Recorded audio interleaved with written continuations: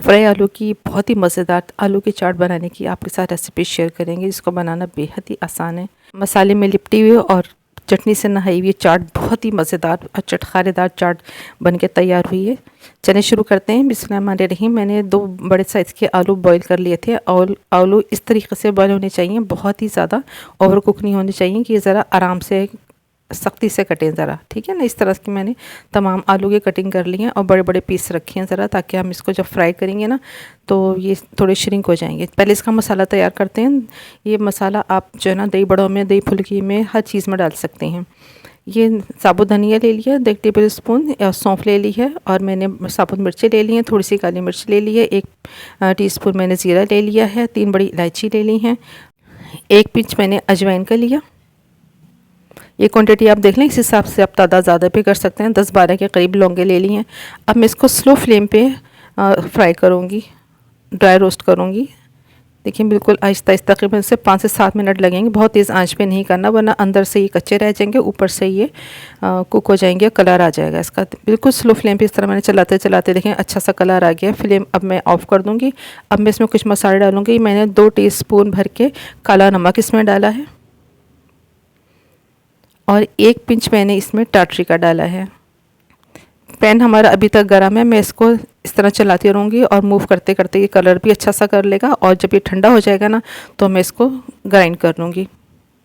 देखिए अच्छा सा कलर भी चेंज हो गया ठंडा होते होते, और ग्राइंड होकर देखिए कितनी प्यारी ज़बरदस्त खुशबू आ रही है, और ये कितना अच्छा ढेर सारा मसाला हमारे पास तैयार हो गया है।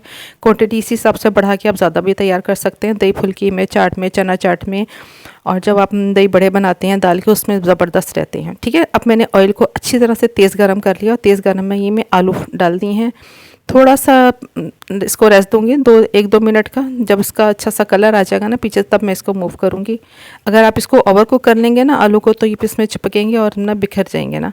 ये कितने अच्छे से ज़बरदस्त से फ्राई हो गए। इस तरह फ्राई करते करते इस पर ज़बरदस्त कलर आ गया है। अब मैं इसको इस तरह निकाल लूँगी, या उसकी बहुत ही प्यारी सी खुशबू आ गई है। इधर मसालों की खुशबू और इधर आलू फ्राई होने की खुशबू बहुत ही शानदार है। इधर हम एक चटनी तैयार कर लेते हैं, ये भी रमज़ान में बड़ी काम आएगी। 1 कप इमली को लेकर मैंने भिगोया, बीज निकाले इसके, और इसके पल्प को छाना। छानने के बाद मैं इस पैन में डाल के थोड़ा सा पकाऊंगी इसको, और चीनी डाली है। मैंने इसको खट्टा मीठा बनाने के लिए काला नमक डाला है थोड़ा सा, और इसमें चाट मसाला डाला है मैंने ठीक है। ये चाट मसाला डालने के बाद मैं इसमें थोड़ा सा पेपरिका डालूँगी, सूखी लाल मिर्च डालूँगी। इसका अच्छा सा कलर आ जाएगा। इसको मैं मिक्स करने के बाद 1-आध मिनट के लिए मैं इसको चूल्हे पे पकाऊंगी, ताकि इसका खट्टापन से जो नुकसान पहुंचता है ना वो गले को ना पहुंचे। ठीक है, इसको आप खट्टा कर बना के ज़्यादा क्वांटिटी में आप इसको फ्रिज में भी रख सकते हैं। रमज़ान में बड़ा फ़ायदा देगी और बहुत काम आएगी। जब आप समोसे, चाट कुछ भी बनाएंगे ना, दही बड़े बनाएंगे, उस पर बहुत ही मज़ेदार रहेंगे। ठीक है, बेहतरीन सी चटनी हमारी बनकर तैयार हो गई। अब हमारी बारी आती है चाट को अरेंज करने की। ये देखिए मैंने आलू को एक प्लेट में निकाला, इस पर खूब ढेर सारी इमली की चटनी डाली है ना, इसको खूब नहला दिया, चटनी में रेड ब्रेड कर दिया। बहुत ही मज़ेदार खट्टी मीठी चटनी है। थोड़ी सी इसमें प्याज मैंने गोल गोल दायरे में काट के इसको वॉश कर लिया था, इस पर फैलाई।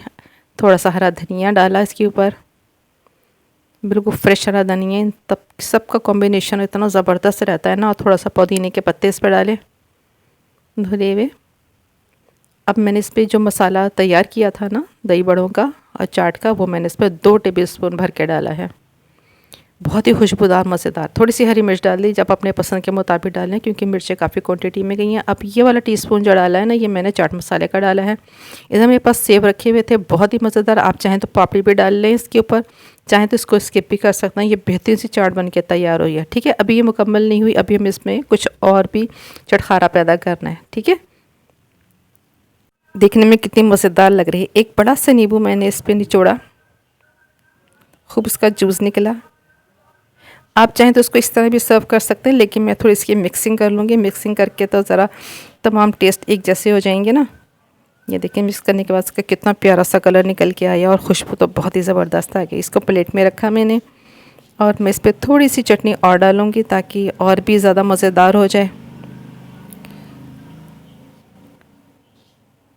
और थोड़े से मैंने इस पर सेव स्प्रिंकल किए, इसका टेस्ट को डेवलप करने के लिए। रमज़ान के लिए है ना, बहुत बेहतरीन सी रेसिपी, झटपट बन के तैयार भी हो जाएगी। और ये मसाले और ये चटनी बना के तो आप स्टोर भी कर सकते हैं ना। फिर मिलेंगे किसी शानदार सी रेसिपी के साथ। Thank you for watching 110 foods. Allah हाफ़िज़।